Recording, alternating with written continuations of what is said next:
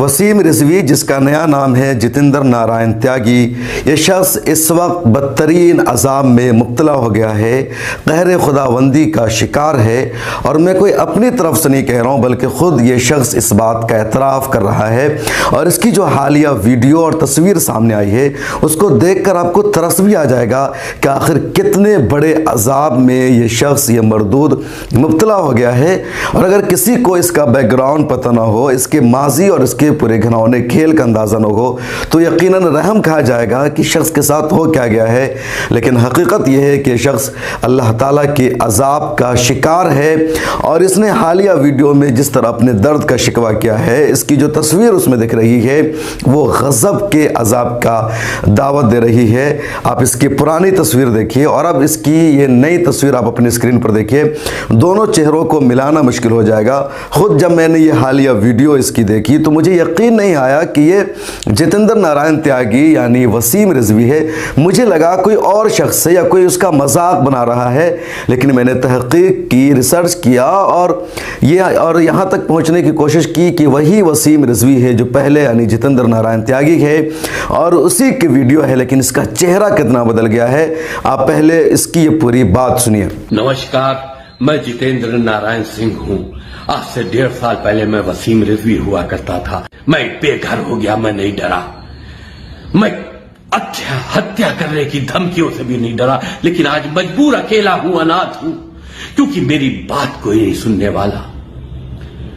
मेरे खिलाफ जो फर्जी मुकदमा लिखवाया गया, मैं सनातन धर्म के सभी संगठनों, महामंडलेश्वरों के दरवाजों पर गया, उनसे कहा कि भाई मेरी उच्च स्तरीय जांच करा दीजिए। पुराने लखनऊ की पुलिस अपने ऊंचे अधिकारियों को गुमराह कर रही है, उनके दबाव में है, निष्पक्ष जांच नहीं हो रही। सीबीआई से जांच करा दिए ताकि दूध का दूध, पानी का पानी हो।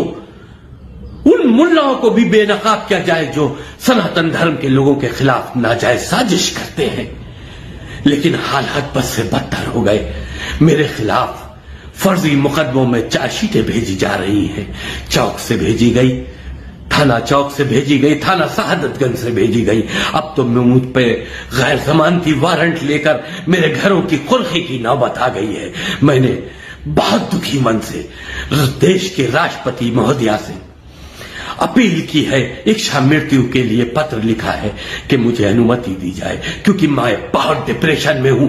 रोज एक कदम अपनी सुसाइड की तरफ बढ़ रहा हूं। मैं अकेला हूं, मेरी आवाज कोई पहुंचाने वाला नहीं।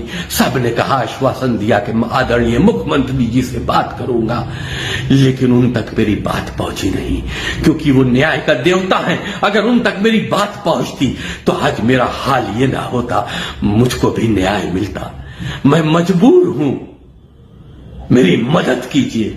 तो आपने सुना वसीम रिजवी और इसकी पूरी बात को कि आखिर अपने दर्द को बयान कर रहा है, अपने अजाब को बता रहा है और कह रहा है कि मैंने हिंदू धर्म का इख्तियार किया, लेकिन मुझे अकेला छोड़ दिया गया है, मुझ पर केस कर दिए गए और कोई मेरा साथ नहीं दे रहा है।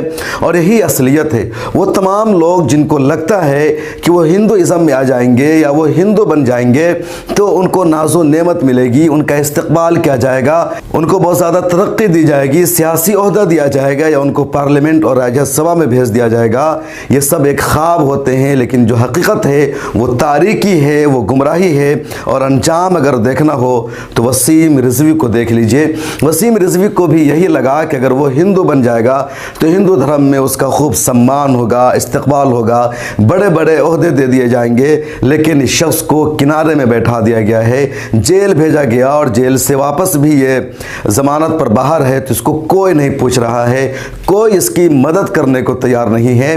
मुसलमानों ने भी इसको धुतकार दिया और धुतकारा जाना यकीनी था, क्योंकि खुद ये मुर्तद हो गया और जिस धर्म को इसने अपनाया वहाँ से भी ये धुतकार दिया गया है। कोई इसकी मदद करने को तैयार नहीं, कोई इसको अपना नहीं रहा है। और ये खुद कह रहा है कि मैं अपना हर कदम, हर दिन सुसाइड की तरफ बढ़ा रहा हूँ और पहले भी ये सुसाइड करने की बात कर चुका है।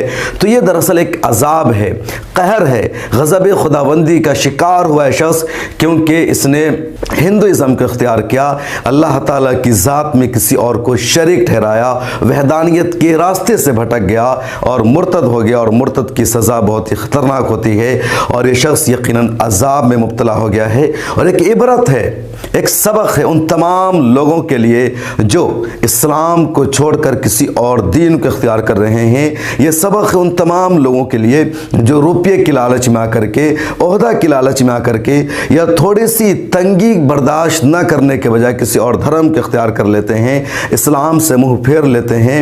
ऐसे लोगों को इसी दुनिया में अजाब का मज़ा चखना पड़ता है। और वसीम रिजवी यानी जितेंद्र नारायण त्यागी की मिसाल सामने है और यकीनन ये शख्स इस वक्त बदतरीन अजाब का शिकार हो गया है और पहले भी इसी तरह के अजाब का शिकार रहा है।